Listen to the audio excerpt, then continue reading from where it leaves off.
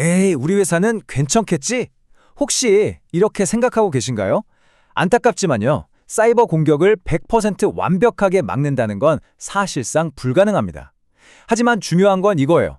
공격이 딱 들어왔을 때 그냥 속수무책으로 당할 거냐, 아니면 미리 짜고 온 단단한 계획으로 피해를 확 줄일 거냐, 이건 우리가 선택할 수 있거든요. 자, 지금부터 해커의 공격을 완전히 무력화시킬 수 있는 아주 검증된 4단계 방어 전략을 정말 알기 쉽게 하나씩 짚어드릴게요. 자, 오늘 우리가 함께 살펴볼 내용입니다. 우선 지피지기죠. 해커들이 따르는 7단계 공격 공식을 먼저 파헤쳐 볼 거고요. 그 다음엔 여기에 맞서는 우리의 방어 전략을 알아보고 가장 중요한 최선의 방어, 바로 준비 단계에 대해 깊이 들여다볼 겁니다. 그리고 실제 상황에서 어떻게 탐지하고 대응하는지, 마지막으로 이 모든 경험을 어떻게 다음을 위한 교훈으로 삼을 수 있는지까지 차근차근 알아보겠습니다.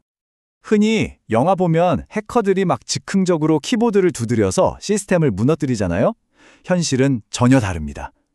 성공적인 공격 뒤에는요, 아주 치밀하게 짜인 작전 계획이 숨어 있어요. 그리고 해커들이 마치 군사작전처럼 따르는 이 7단계 공식을 저희는 사이버 킬체인이라고 부릅니다.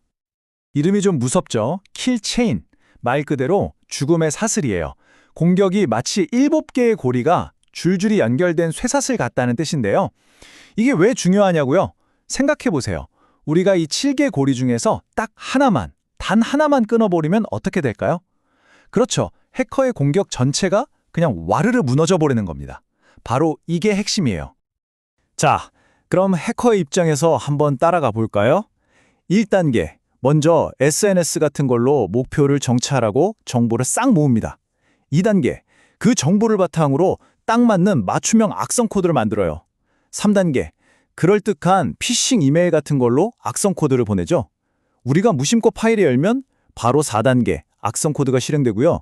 5단계에서는 컴퓨터를 껐다 켜도 절대 사라지지 않는 비밀 통로, 그러니까 백도어를 슬쩍 만들어 놓습니다. 그럼 이제 6단계, 해커는 이 비밀 통로로 우리 시스템을 마음대로 조종하고요. 마지막 7단계에서 데이터를 훔쳐가거나 랜섬웨어를 퍼뜨리는 최종 목표를 달성하는 거죠. 그러니까 핵심은 명확합니다. 모든 데이터가 암호화돼서 손 쓸 수 없게 된 저 7단계에서 싸우는 것보다 애초에 1단계나 3단계, 최대한 앞쪽에서 이 공격의 고리를 끊어내는 게 훨씬 더 효과적이라는 거죠. 자, 이제 해커의 계획을 알았으니까 우리의 대응 작전을 펼칠 차례입니다. 해커에게 킬체인이 있다면 우리에겐 아주 체계적인 사고 처리 프로세스가 있습니다. 본격적으로 시작하기 전에 딱 2가지 용어만 확실히 짚고 갈게요. 먼저 이벤트는 그냥 시스템에서 일어나는 모든 일을 말해요. 방화벽이 어떤 연결을 허용했다, 이런 거요. 그런데 사고는 달라요. 그 이벤트가 데이터 유출처럼 나쁜 결과를 만들었을 때 그걸 사고라고 부릅니다. 여기서 진짜 중요한 건 뭔가 의심스러운 이벤트가 딱 보이면 아, 이거 안전하네?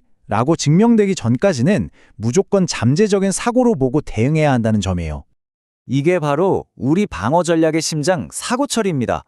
비유하자면 건물에 불이 났을 때 우왕좌왕하는 게 아니라 정해진 매뉴얼에 따라서 착착 불 끄고 대피하는 것과 똑같아요. 목표는 아주 명확하죠. 피해는 최대한 줄이고 최대한 빨리 다시 정상으로 돌아가는 겁니다. 해커의 7단계 킬체인에 맞서는 우리의 강력한 무기는요, 바로 미국 국립표준기술연구소 NIST가 제시하는 이 4단계 사고 처리 프로세스입니다. 준비, 탐지 및 분석, 격리 및 복구, 그리고 사고 후 활동. 이 매 단계로 해커의 공격 사슬을 효과적으로 끊어낼 수 있는 거죠.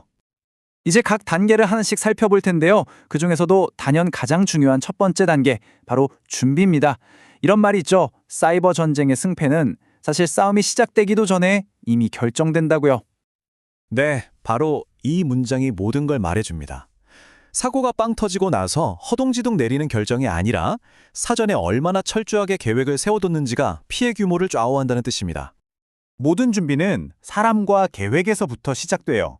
무슨 일이 터졌을 때 누가 책임지고 어떤 절차에 따라서 움직여야 하는지, 또 법무팀이나 경영진, 경찰 등 누구에게 연락해야 하는지가 명확하게 딱 정해져 있어야 우왕좌왕하지 않고 신속하게 대응할 수 있겠죠.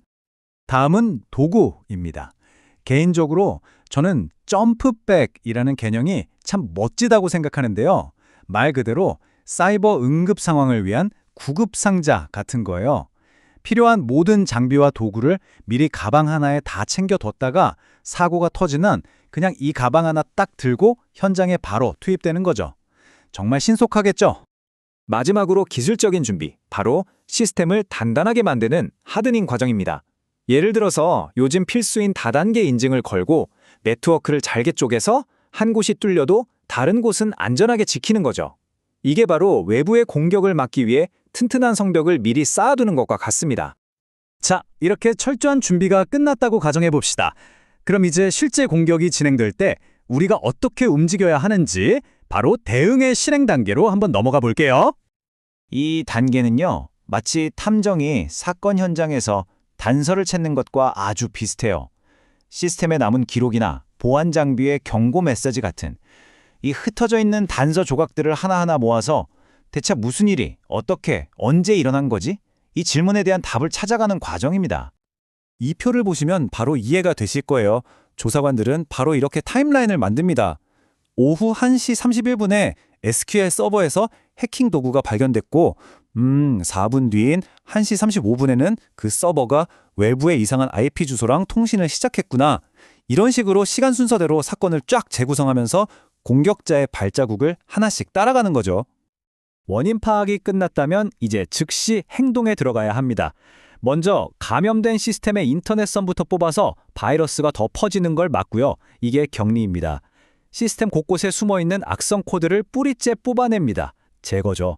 그리고 마지막으로 미리 안전하게 백업해둔 데이터로 시스템을 깨끗하게 되살리는 복구 작업을 진행합니다. 자, 이렇게 힘든 싸움이 끝났다고 해서 모든 게 끝난 게 아닙니다. 어쩌면 가장 중요한 마지막 단계가 남아있어요. 바로 이번 경험을 통해 배우고 더 강해지는 시간입니다. 대응이 모두 마무리되면 관련자들이 다 같이 모여서 일종의 복귀를 합니다. 근데 이거 절대 누가 잘못했네 하면서 책임 추궁하는 자리가 아니에요. 그게 아니고 다 같이 머리를 맞대고 우리가 뭘 더 잘할 수 있었을까? 다음엔 이런 공격 어떻게 하면 더 잘 막을 수 있지?